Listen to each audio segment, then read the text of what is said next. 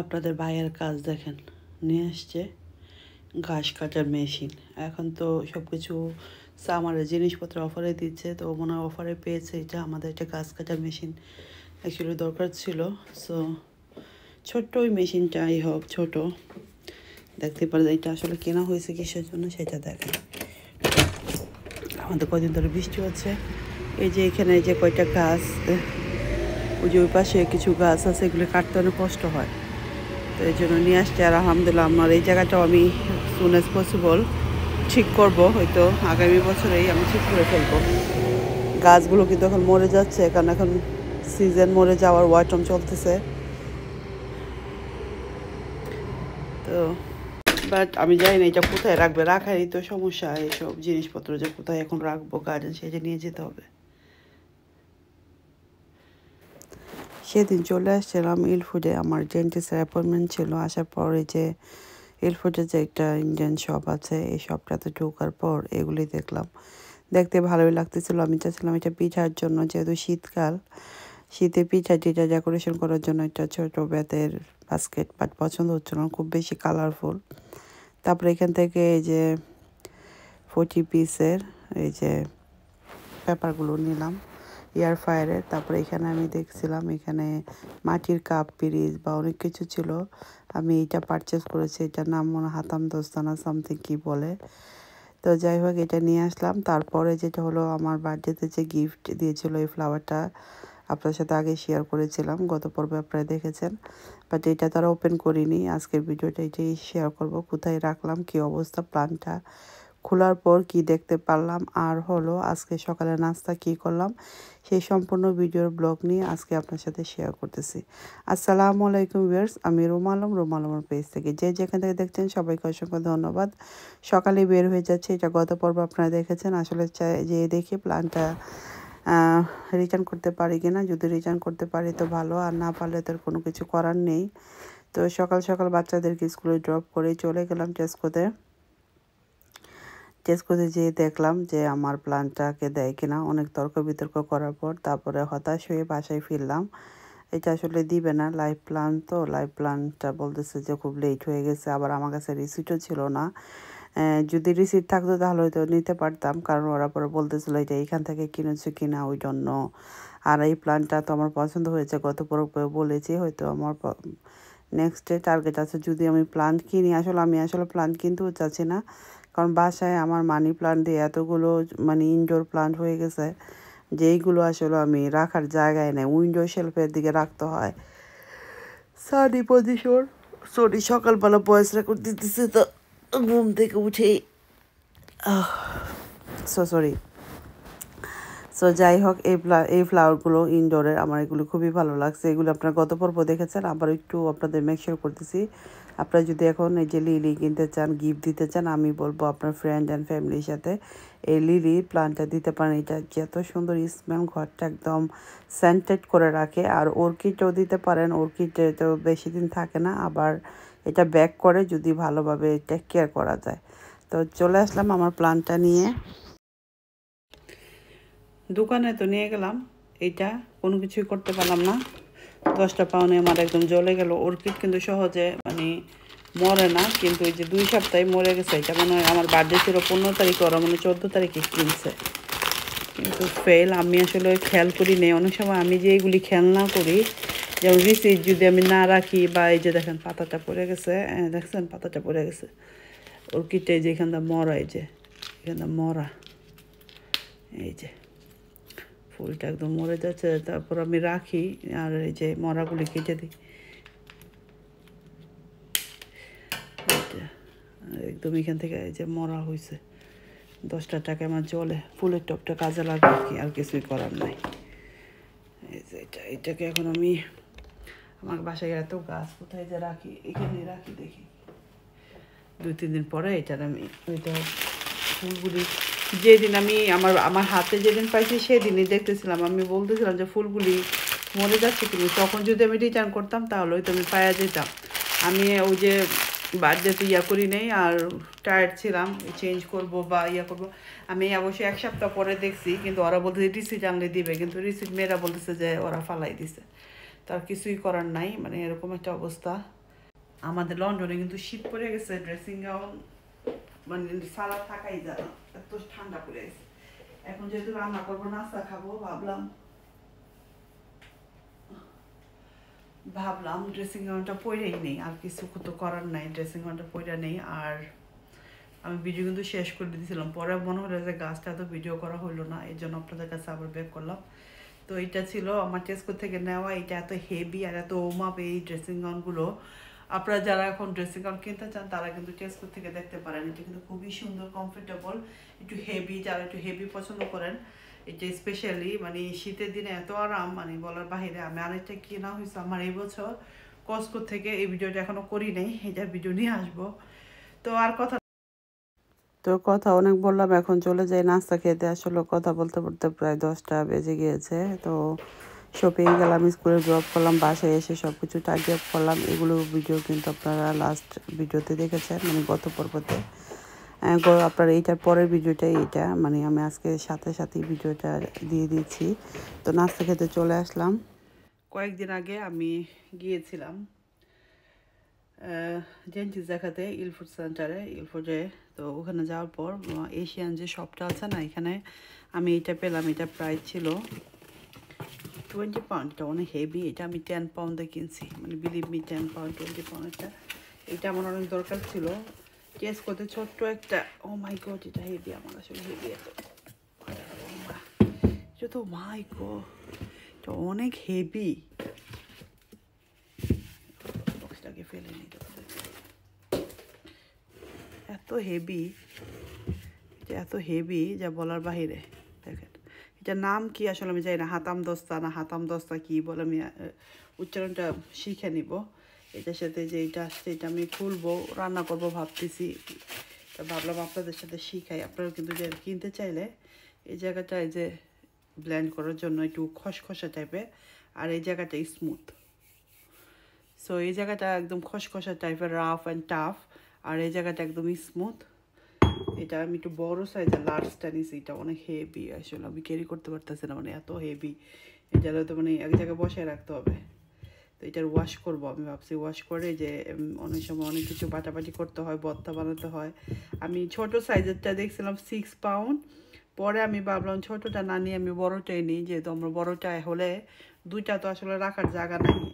এবার এটা আমি আপনাদের দুঃখের কথা কি বলবো, অনেক কষ্ট করে ইলফুড থেকে এটা আমি 4-5 মাস আগে কিনে আনছিলাম। আপনারা হয়তো একবার দেখাইছিলাম, আমি জর্দা রান্না করছিলাম, জর্দার জন্য এটা আনছিলাম। এটা হচ্ছে চাল কুমড়া মুরব্বা, এটা 3 to 4 পাউন্ডের মতো এখন প্রাইস। পুরাটা মুরব্বা নষ্ট হয়ে গেল, এটা আমি জারে করে রেখে দিয়েছিলাম, আমার আসলে ফ্রিজে রাখতে একটুও মনে নেই। আর একদম দেখেন কিভাবে ফাঙ্গাস পড়ছে, কীরকম ফাঙ্গাস পড়ছে। আমার কালকে এত মুরব্বা খাইতে ইচ্ছে করতেছিল, ওই যে জিঞ্জারের একটা মুরব্বা আনলাম না, ওইটা খাওয়ার পর হঠাৎ করে মনে হলো যে আমার কাছে তো চাল কুমড়া মুরব্বা আছে। তো অবশ্যই প্লিজ আপনারা যারা এই মুরব্বাগুলো আনবেন, প্লিজ ফ্রিজে বা ডিপ ফ্রিজে রেখে দিবেন, তাহলে অনেক ভালো থাকবে। কিন্তু এই যে নর্মালে আমি রাখছি 3 থেকে 4 মাস। তো এইটা আমি কালকে বের করছি খাওয়ার জন্য। এটা এত খারাপ অবস্থা হয়েছে আমার, দেখে মন খারাপ। আর আমার এটা যদি আমার জামাইরে দেখায়, সে তো আমার মাইরেই ফেলবে যে তুমি এটা কী করছো, এটা কোনো কথা? তো এটা আমি এখন বিনে ফেলে দিব, আর কিছু করার নাই। সো এই তো বিনে ফেলে দিচ্ছে, লিডটা এটারও ফেলে দিব, এটারও ওয়াশ করে রাখবো না, মনটাই খারাপ হয়ে গেছে। এটা যাই হোক, কথা বলতে বলতে আমি আগে টোস্টটা করে খেয়ে নিই। আমার টোস্টটা দেখে, ব্রেডটা দেখে মানে একদম ফ্রেশ ব্রেড মনে হচ্ছে, একদম স্লাইসগুলি দেখে মনে হচ্ছে একদম ফ্রেশ। এটা দিয়ে ব্রেডটা দেখে মনে হচ্ছে খেতে বানানা বাটার দিয়ে। তো টোস্টটা করে নিই, ব্রেডটা অনেক মানে এই ব্রেডটা আমার কাছে খুবই ভালো লাগে। আমার আবার ব্রেডের সাথে একটু সুগার দিলেও ভালো লাগে, মানে ব্রেডটা তো ফ্রেশ মনে হচ্ছে সুগার দেখে। আর যে আমি বাটার নিয়ে নিয়েছি, আমার বাসায় বাটার এত খাওয়া হয়, 2 দিন হয়েছে বাটারটা ফুল, দেখেন কি অবস্থা, কতটুকু খাওয়া হয়ে গেছে। লোপাকের এই বাটারটা আমার বাসায় খুব পছন্দ সবার।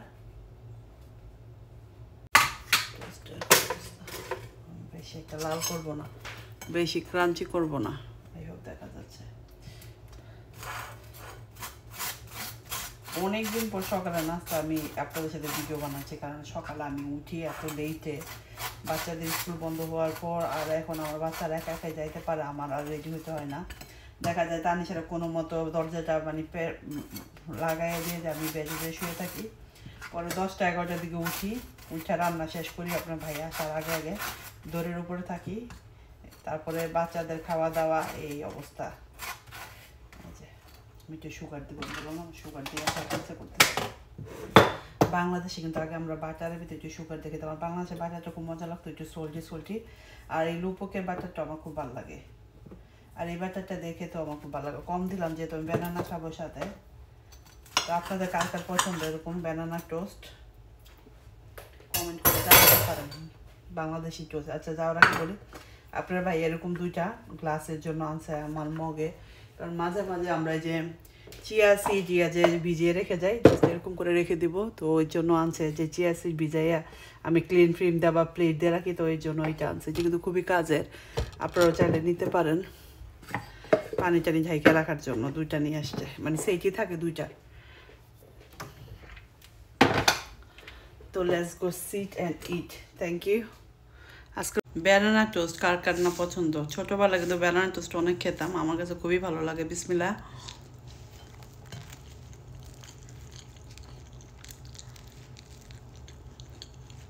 খুবই ভালো লাগে ব্যানানা টোস্ট।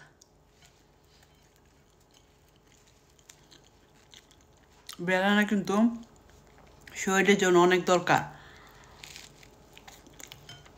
প্রতিদিন একটা করে ব্যানানা খাইতে বলেন, এতে করে আপনার চুল, নেল, ফেস, স্কিন, কনস্টিপেশন সব কিছু ভালো থাকে।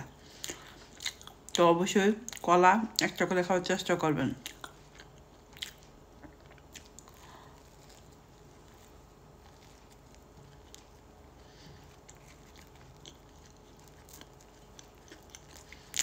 ব্রেডটা এত সফট, এত ফ্রেশ।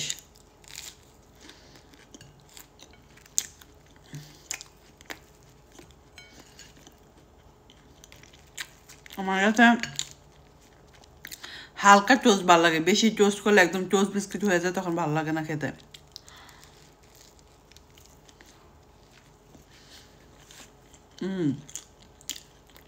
এক কাপ গ্রিন টি খাবো, গ্রিন টিটা খেয়ে নিয়ে বানিয়ে না খেয়ে না বানিয়ে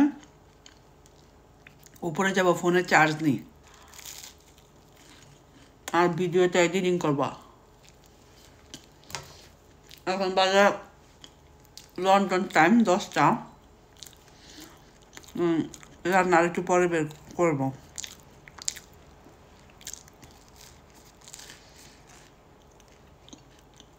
আজকে ভেবেছিলাম বাচ্চাদের দুপুরে আলু ভাজা রুটি করে দিব, হাত কেটে গেছে, আলু কাটতে পারবো কিনা আল্লাহ জানা। পানি লাগালে জ্বলতেছে।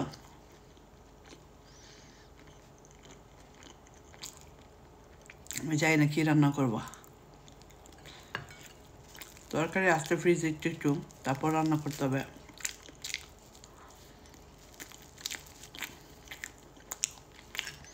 ডিমটা দেখে রান্না করি।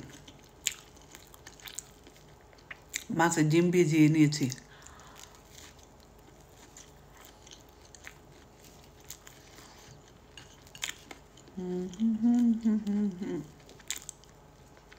আলহামদুলিল্লাহ। এখানে ব্যানানাগুলি এত বড়, কলাগুলি দেখেন সাগর কলা, আমরা দেশে সাগর কলা। বাংলাদেশে যে কলা দেখে, কলা চেহারা দেখে খাইতে রুচি হয় না। এখানে কলার স্কিন দেখছেন কত সুন্দর স্মুথ। আর বাংলাদেশে কলার স্কিন দেখলে আমার মেয়ের তো একটা কলাও খায় না, স্কিন এরকম কেন আমি এই সাইজের কলা।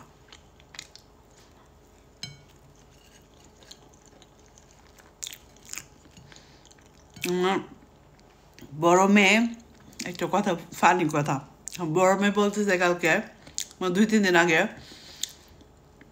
ও বাংলাদেশ আর যাবে না।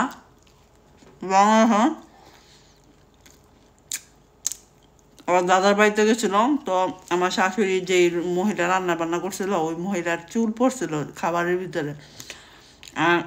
সেই চুল যাইয়া পড়ছে আমার 2 মেয়ের পাতে, স্পেশালি মাহিমার পাতে খুব বেশি চুল পড়তো। তো মাহিমার তেমন বেশি মাইন্ড করে না, মাহিমার প্লেট চেঞ্জ করে আমি আবার খাবার দিতে। মাসা বলতেছে ওই মহিলার চুল প্রতি খাবারের ভিতরে ছিল, আর ওই মহিলা ফিশের ওয়াটার দিয়ে গোসল করে। এখন আমি বলতেছি মহিলা ফিশের ওয়াটার দিয়ে গোসল করে সে ফিশ, আমি মনে করছি যে ওই যে মাছ ধরে যে সেই ফিশের ওয়াটার। তা আমি ওরা বলছি যে ফিশের ওয়াটার দিয়ে গোসল করে, এটা আবার কী ধরনের কথা মাসে, আমি তো দেখি না ফিশের ওয়াটার দিয়ে কেউ গোসল করতে। তো ও বলতেছে হ্যাঁ মামি তুমি জানো না যে এখানে ওই যে পন দেখছো না, পঞ্জাবিতে ফিশ ছিল, ওই ফিশের ওয়াটার দিয়ে সে গোসল করছে। আমার শোনার পরে ও হাসি পাইছে যে ফিশের ওয়াটার তো গোসল করছে মানে কি, আমি বলে এটা তো ন্যাচারাল মাইশা, পঞ্চে রিভারে তোমার সিতে ফিশ থাকবে, সেইটা দিয়ে আমরা গোসল করবো, এটা আল্লাহর দেওয়া, এটা আমি আর তুমি বানাই না, এটা আল্লাহর দেওয়াই, ওই পানিটা হালাল, ওই পানিটা দিয়ে আমরা গোসল করতে পারবো, খাইতে পারবো, ওইটা কোনো সমস্যা নাই। ও বলছে যে না, যেই পানিতে ওই ফিশ থাকে সেই পানিতে সে গোসল করছে এবং সেই গোসল ডার্টি তার শরীর, সেই শরীরে সে রান্না বান্না করছে, সে আর বাংলাদেশে যাবে না। তো আসলে আমাদের বাচ্চাদেরকে বুঝাইতে অনেক কষ্ট হয় যে এগুলি ন্যাচারাল, এগুলিতে কোনো প্রবলেম নাই, কিন্তু ওরা তো ছোটোবেলা থেকে দেখে না এগুলিতে, মানে ওরা বুঝতেও চায় না। অনেক সময় আমার বড় মেয়েটা বুঝতেও চায় না যে না ওরা এরকম কেন, ওরা ট্যাপের পানিতে কেন গোসল করে না, বা বাসায় যে পানি থাকে আমরা যেগুলিতে গোসল করি সেগুলিতে করে, বাট আমরাও তো নদীর পানি দিয়েই গোসল করি, সেইটাও তারা বোঝানো যায় না, যে মানে এরকম একটা প্রবলেম। তো যাই হোক, খেয়ে নিলাম, কথা বলতে বলতে কিন্তু অনেকক্ষণ হয়ে গেছে। তো ভিডিওটা কেমন লাগলো অবশ্যই কমেন্ট করবেন। অলরেডি 5 মিনিট হয়ে গেছে আমার ভিডিওটা, তো আর বেশি বাড়াবো না। Thank you for watching everybody. আর অবশ্যই বলবেন কে কোথা থেকে দেখছেন, তাহলে আমি বুঝতে পারবো আমার আপু ভাইয়ার আমার কোন কোন দেশ থেকে দেখতেছে, কোন জেলার থেকে দেখতেছে। তো আজকের মতো এখানে, আল্লাহ হাফিজ, বাই বাই।